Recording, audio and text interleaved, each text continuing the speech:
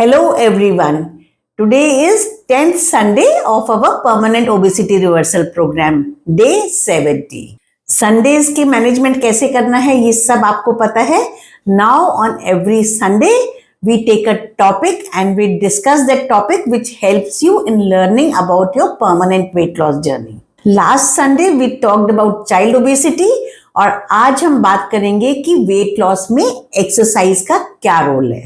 बहुत सारे लोग होते हैं जो सोचते हैं कि हमने इतनी सारी एक्सरसाइज करी है तो हमारा एक्सरसाइज से वेट लूज हो जाएगा. हमारी वेट लॉस में 80% रोल जो होता है वो होता है डाइट का और 20% रोल होता है एक्सरसाइज का. इसको एक सिंपल एग्जांपल से समझिए. हमारी जो एवरेजिंग कैलोरी बर्न होती है एक्सरसाइज में, दैट इज 5 कैलोरीज पर मिनट.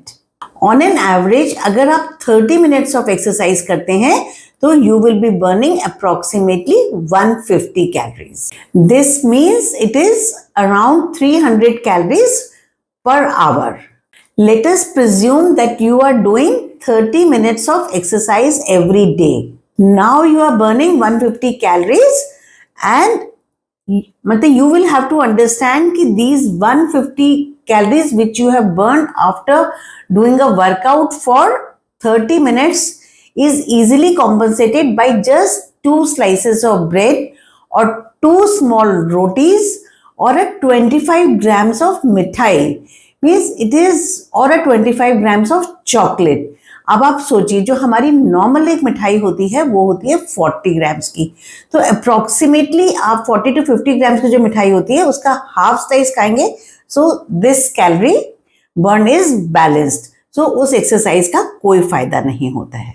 और आगे आप समझिए कि अगर आप 2 बेकरी बिस्किट्स लेते हैं या फिर 25 ग्राम्स ऑफ नट्स लेते हैं तो इतनी 30 मिनट्स की एक्सरसाइज आपकी नल हो जाती है. So in general most of the time it is not possible that you can lose weight by doing workout and burning more calories, because there is a second point to it.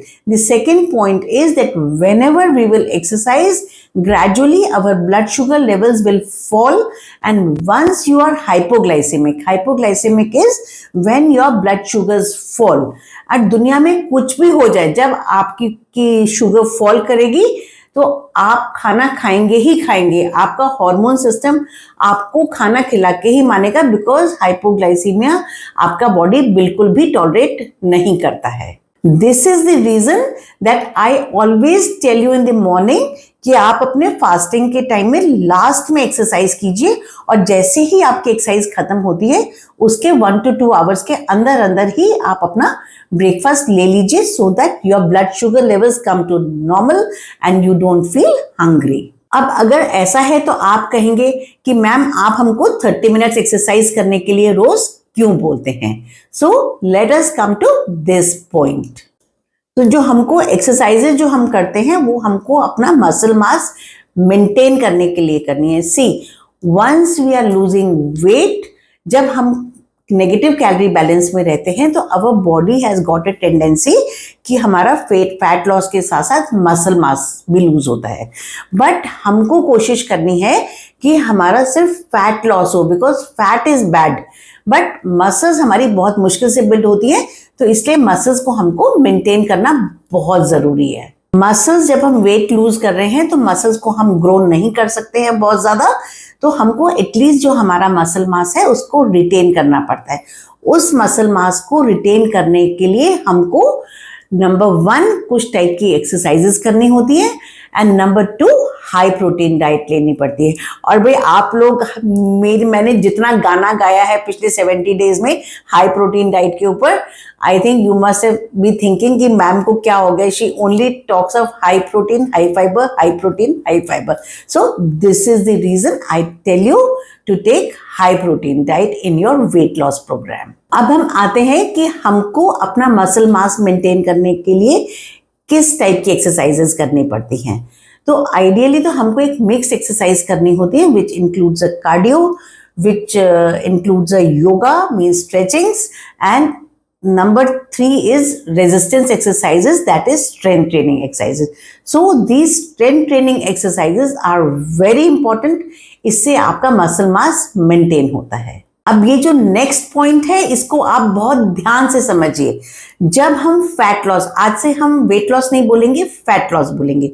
जब हम fat loss programme में हैं तो muscle building is practically impossible. बिल्कुल impossible तो नहीं है, उसको मसल रिकॉम्पिंग बोलते हैं. That's a very difficult and complicated topic, हम कभी बात करेंगे. बट प्रैक्टिकली जब आप फैट लॉस कर रहे हैं तो आप मसल गेन नहीं कर सकते अगर हम उसको मेंटेन कर लेते हैं. I repeat, if we can maintain our muscle mass, that is good enough. इस मसल मास को मेंटेन करने के लिए हमको रेजिस्टेंस एक्सरसाइजेज यानी कि वेटेड एक्सरसाइजेज करनी पड़ती है. और इसके लिए मैं आपको 3-4 सिंपल एक्सरसाइजेज बताती हूँ जो आप कर सकते हैं अपने बॉडी वेट को यूज करके. बॉडी हमारा डिवाइडेड है मेनली 3 पोर्शंस में. One is your upper body, one is your core and one is your lower body. अब इसमें जो है तीनों पार्ट की एक्सरसाइजेज आपको करनी होती है. इसमें आपके अपर बॉडी के लिए हैं पुशअप्स और आपके लोअर बॉडी के लिए हैं स्क्वाट्स और लंजेस, और इसके साथ जो आपका कोर है उसके लिए है आपके ये प्लैंक्स हैं और bridging. Those who are fit to do all these exercises should ingrain these exercises in your daily routine. आप चाहें तो इसको डिवाइड कर करके भी कर सकते हैं कि 2 दिन आप अपने अपर बॉडी का कीजिए, 2 दिन कोर का कीजिए और 2 दिन लोअर बॉडी का कीजिए. और जिन लोगों के लिए ये मुश्किल है कि भाई इन एक्सरसाइजेस को करने में मुश्किल है, तो they can take a professional help and they can have a tailor made programme for their own. But इसके जो है सब्स्टिट्यूट्स या विद प्रॉप्स किसी भी तरीके से बहुत सारी एक्सरसाइजेस बन सकती हैं. हर फिटनेस लेवल का बंदा कर सकता है. आई repeat, if you can not do these exercises, don't be disheartened. आपका इसका कोई ना कोई प्रॉप्स वगैरह यूज करके या फिर किसी की गाइडेंस में करके आप इसका अपने हिसाब से एक शेड्यूल बना सकते हैं. So please I say that you do these exercises. यहाँ पर मैं बोलूंगी कि थोड़ा सा आप कार्डियो भी किया कीजिए, इससे आपके हार्ट की एक्टिविटी अच्छी रहती है और आपके हैप्पी हार्मोन्स भी निकलते हैं. So your day is good. Cardio में आप कुछ भी कीजिए, आप वॉकिंग कीजिए, स्विमिंग कीजिए, साइकिलिंग कीजिए, whatever you like. You can do some type of YouTube based cardio, you can do some dancing, you can do some Zumba.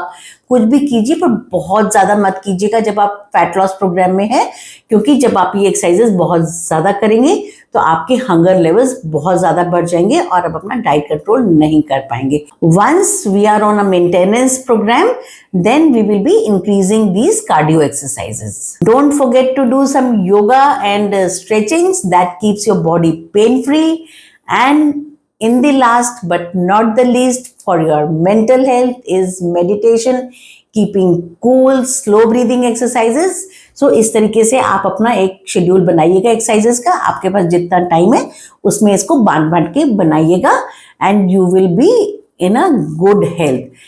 Very soon, after few months, when this program is over, we will be discussing exercise programs in detail.